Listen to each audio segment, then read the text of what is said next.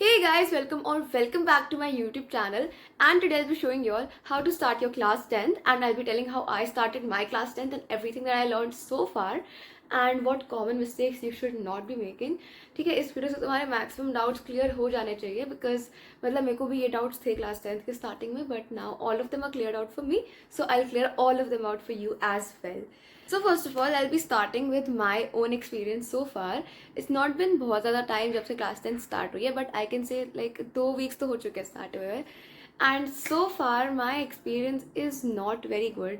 I think that is just because my school is just very weird. So अभी हम जैसे school जाए हैं ना, तो हमारा सिर्फ हाफ डे हो रहा है. Like we're just going till 1 o'clock and then we come back early. अभी like next week से I'll be coming back around 3, so it's going to be even more hectic. But अभी फिलहाल हमारा half day हो रहा है. So what our school has done, basically they've removed all the free periods from our timetable. So मतलब पूरा दिन पढ़ाई होती है. And अब like जैसे most of the teachers have also gone for the board checking, तो रोज़ सेम ही subjects लग रहे हैं. मतलब it is very very boring. मतलब स्कूल बिल्कुल बोरिंग हो चुका है.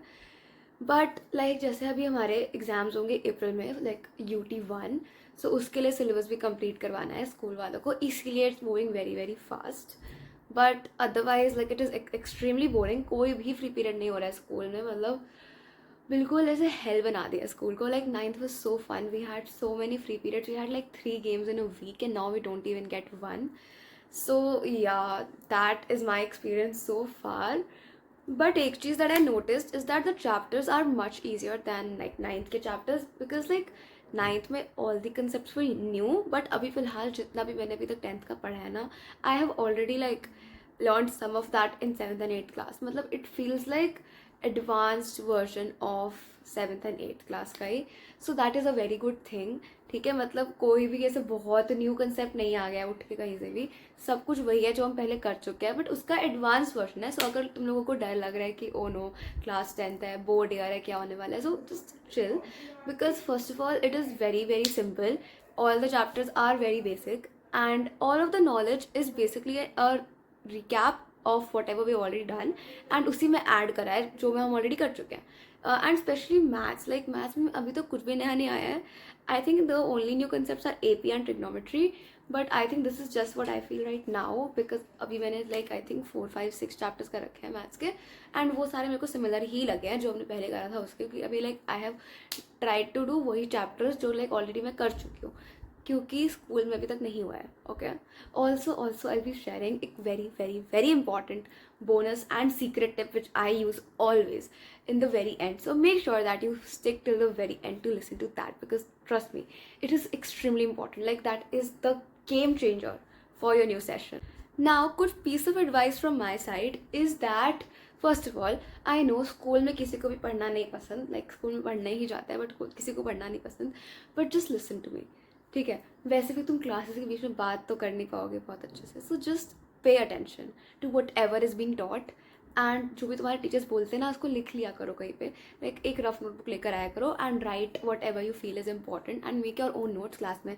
अगर teacher is dictating then that is a different thing, but if they're just telling a particular concept और something, you can make short notes, because उससे तुम्हें ना याद होता रहेगा जल्दी जल्दी. And suppose this is very important, Hindi और इंग्लिश पढ़ रहे हो तो अगर तुम्हारे टीचर चैप्टर एक्सप्लेन कर रहे हैं, write down the important words, write down the important meanings and everything, because that will help you out a lot. Like मैंने बहुत सारे टॉपर्स देखे हैं जो 10th के टॉपर्स बोर्ड के, and what they had to say was कि they listened in class. Now the next thing is school में फोकस कर लिया. ओके, नाउ सेल्फ स्टडी करना बहुत बहुत बहुत ज़्यादा ज़रूरी है. अगर तुम सेल्फ स्टडी नहीं करोगे ना, you will not get good marks. I mean, चाहे तुम 4 घंटे ट्यूशन में पढ़ रहे हो, स्कूल में 8 घंटे पढ़ के आ रहे हो, बट अगर तुम सेल्फ स्टडी नहीं करोगे ना, you can not get good marks at all, because self study is the most important thing. If you learning from someone else, then it's just कि तुम सुन रहे हो, तो मैं वो लर्न हुआ भी है या नहीं, वो तुम्हें सिर्फ तब पता चलेगा जब तुम खुद किताब खोल के पढ़ने की कोशिश करोगे.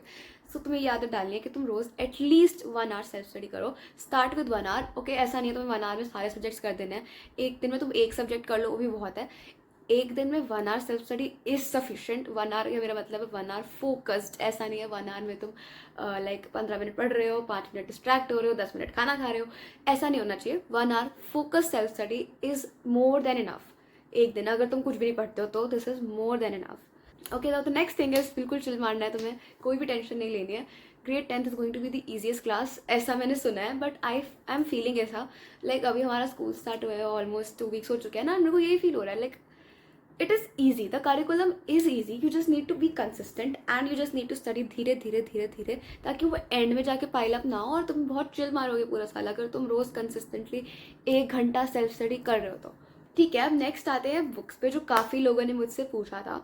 ठीक है, नाउ कुछ लोग होते हैं which do not want to spend money on reference book, which I understand. First of all NCERT तुम्हारे पास सारी होनी चाहिए obviously, because NCERT is like your holy Bible for class 10th CBSE board exams. ठीक है, NCERT पे please compromise मत करना, ऐसा मत करना कि ऑनलाइन हम पीडीएफ से पढ़ लेंगे। एनसीईआरटी की फिजिकल कॉपी तो तुम ले लो, उसके अलावा आई डोंट थिंक तुम्हें और किसी सब्जेक्ट में रेफरेंस बुक की एज सच कोई नीड है, बिकॉज यूट्यूब पे we have really good teachers, इन अच्छे से समझ आ जाता है। ठीक है, बट क्वेश्चन बुक्स ले लेना, लाइक रेफरेंस बुक मतलब थ्योरी वाली बुक्स मत लेना, बट क्वेश्चन वाली बुक्स ले लेना जिसमें क्वेश्चन हो, ताकि तुम प्रैक्टिस कर सको, बिकॉज सिर्फ एनसीईआरटी के क्वेश्चन प्रैक्टिस करना इज़ नॉट सफिशिएंट। अगर तुम सिर्फ एनसीईआरटी के क्वेश्चन प्रैक्टिस करते हो मैक्सिमम लाइक 80% आ जाएंगे, but if you want to score really good marks like 95% above, so you need to practice question.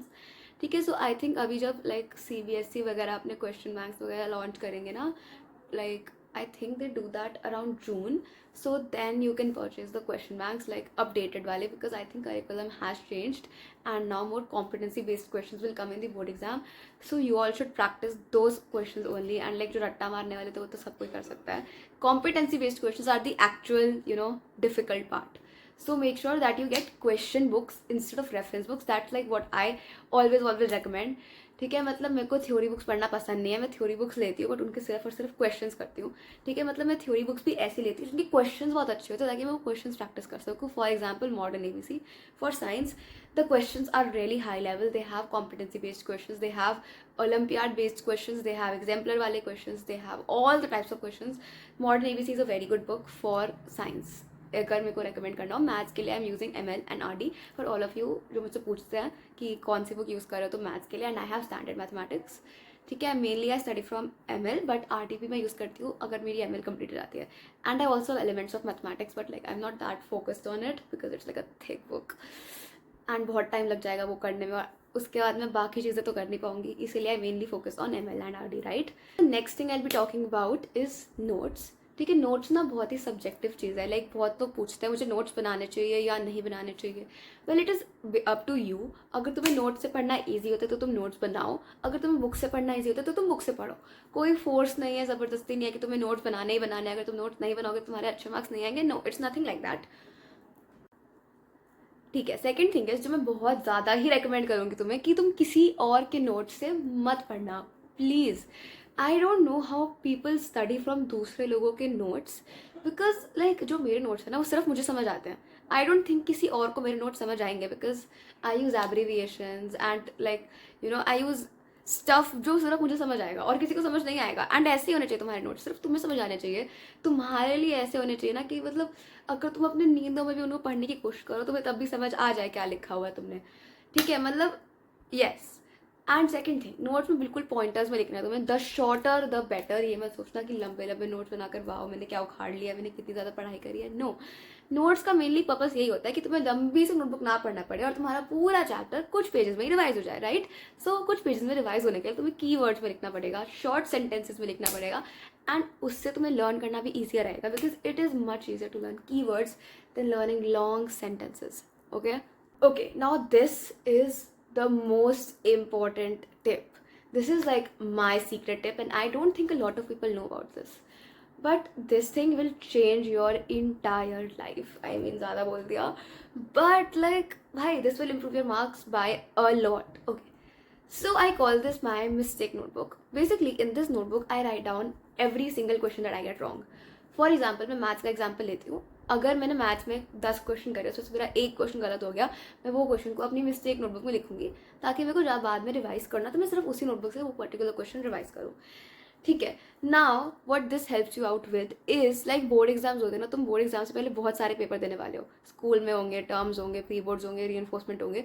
सो उसमें तुम्हारी जो भी मिस्टेक्स होती है तुम उसको अपनी मिस्टेक नोटबुक में लिखो, ताकि बोर्ड्स के टाइम जब तुम रिवाइज करो ना तुम्हारे जो पहले मिस्टेक्स हो चुके हैं तुम उनको भी रिवाइज कर रहे हो, instead of like just revising like blindly. क्योंकि अगर तुम अपनी मिस्टेक्स रिवाइज करोगे ना तुम्हारे पास लाइक वापस वो मिस्टेक रिपीट करने के चांसेस बहुत ज़्यादा कम हो जाते हैं। And like it is so annoying if I make the same mistake twice. मतलब अगर मैं कोई एक मिस्टेक ऑलरेडी कर चुकी हूँ अपने एग्जाम में and I am making the same mistake again, that is so hurtful. So to avoid that, just make a mistake notebook, उसमें सारी मिस्टेक्स अपनी लिखो and revise from there as well.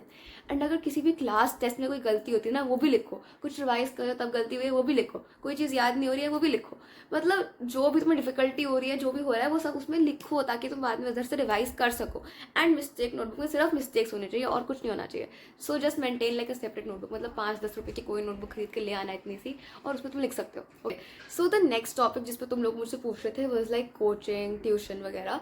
So I don't personally recommend physical tuition, like because तुम्हारा जाने का time अलग, आने का टाइम अलग, वहाँ तुम 2 घंटे लगा कर आओगे, फिर सेल्फ स्टडी का टाइम नहीं बचता ट्यूशन से। That's my point.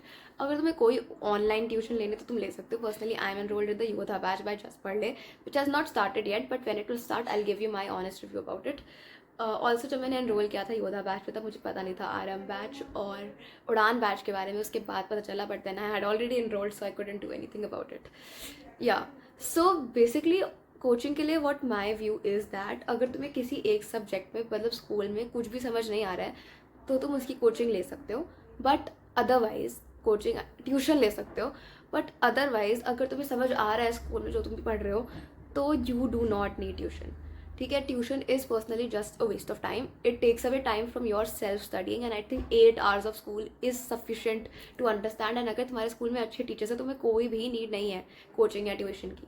ठीक है, एंड ऑनलाइन अगर तुम्हें लेना है तुम ले सकते हो। उससे तुम्हारा क्या फ़ायदा होगा, यू विल बी डिसिप्लिन। ठीक है, एंड अगर तुम्हें कोई कंसेप्ट नहीं आ रहा है, you can watch their lectures and understand. And वैसे अब सब कुछ यूट्यूब पे अवेलेबल है, एज सच कोई भी नीड नहीं रहती है, लाइक एटलीस्ट क्लास 10th में, फॉर ट्यूशन और कोचिंग। बट अगर तुम्हें बहुत ज़्यादा नीड है, so I personally recommend Yodha batch. I don't think अब है अवेलेबल, बट उड़ान या फिर RM batch is the best batch on YouTube. Like सबको पता है, not YouTube, online batch for like CBSE की पढ़ाई सबको पता ही है ये, मतलब इसमें कुछ बताने की ज़रूरत नहीं है। Okay, now the next very important tip that I will give you is the 80-20 rule. That means that 80% of your paper comes from 20% of your syllabus. अब तुम पूछोगे आशिका हमें कैसे पता चलेगा what the 20% of the syllabus is? हम तो अभी भी क्लास 10th में आए हैं, हमें तो कुछ भी नहीं पता। It's okay, तुम गूगल पे सर्च करो सिलेबस अपना एंड तुम्हें वेटेज मिल जाएगा। आई होप मिलता है ना, मिलना चाहिए। लेट मी नो अगर मिलता है या नहीं, कि हर चैप्टर वाइज कितने कितने मार्क्स का आएगा चैप्टर, उस हिसाब से तुम पढ़ो। जो चैप्टर कम मार्क्स का आ रहा है उस पर ज़्यादा टाइम वेस्ट करने की कोई ज़रूरत नहीं है। जैसे लाइक हमारे 9th में भी कुछ चैप्टर्स जैसे सर्कल्स था, सर्कल्स सबसे कम मार्क्स का आ रहा था, नॉट सबसे कम बट लाइक या one of the least marks वाले चैप्टर्स। तो सर्कल्स में मैंने उतना ध्यान नहीं दिया एंड वो आया कम मार्क्स का and the question were easy. ये मतलब नहीं है कि जस्ट ओवरलुक द चैप्टर्स जो नहीं आ रहे लाइक ज़्यादा मार्क्स के, बट ज़्यादा फोकस उन पे करो जो ज़्यादा मार्क्स के आ रहे हैं। क्योंकि कुछ चैप्टर्स ऐसे होते हैं जो 12 मार्क के आ रहे हैं, कोई चैप्टर ऐसा होगा जो 2 मार्क का आ रहा है। सो ऑब्वियसली तुम्हें उस चैप्टर फोकस करना होगा जो 12 मार्क का आ रहा है, राइट? ठीक है, तो इससे तुम्हारा भी फायदा हो रहा है, तुम्हारा टाइम बच रहा है एंड ज़्यादा सिलेबस कवर होगा in less time. Okay, now here is my topper strategy. Okay, I think every single class topper does this, but they don't tell this to anyone. Okay, but today I am telling you the topper strategy. It is called staying ahead. Now अब तुम बोलोगे what does that mean Ashika, staying ahead ये क्या होता है, मतलब आगे रहना है, किसके आगे रहना है? Okay, I'll explain. So what I mean by staying ahead is तुम्हारी क्लास में अगर कुछ पढ़ाया जा रहा है तुम उससे पहले पढ़ कर आओ उस चीज़ को। For example like suppose chapter 1 start होने वाला है क्लास में केमिस्ट्री का, so I am going to start और at least read the first chapter from my NCERT before it is started in school. What does this do? First of all अगर मेरे कोई doubts हो गए मैं वो स्कूल में जाकर पूछ सकती हूँ। सेकेंड ऑफ ऑल मेरी बेसिकली स्कूल में जाकर रिविजन होगी उस टॉपिक की and it will be like I already know what I have read and उसी के ऊपर आई एम अंडरस्टैंडिंग और डीपर तरीके में फ्रॉम अ टीचर। सो मेरा वो जो भी मैंने लर्न किया है ना वो सब बिल्कुल ऐसे ना रह जाएगा माइंड में, like it will not go, you will not forget it and you will remember it. This makes your classroom experience 10 times better because you know what you're studying. ठीक है, you just have to try to understand it in a deeper extent and अगर तुम्हें कुछ समझ नहीं आ रहा तुम वो पूछ सकते हो। सो तुम्हारा ओवरऑल क्लासरूम एक्सपीरियंस बहुत ही ज़्यादा इंप्रूव होने वाला है इस चीज़ से। So make sure that you do this. Like ऐसा नहीं बोल रही मैं पूरा चैप्टर कंप्लीट कर लो, सारे क्वेश्चन आंसर्स पढ़ लो. एक बार रीड कर लो चैप्टर को ऊपर ऊपर से, एक ओवरव्यू लेकर जाओ क्लास में.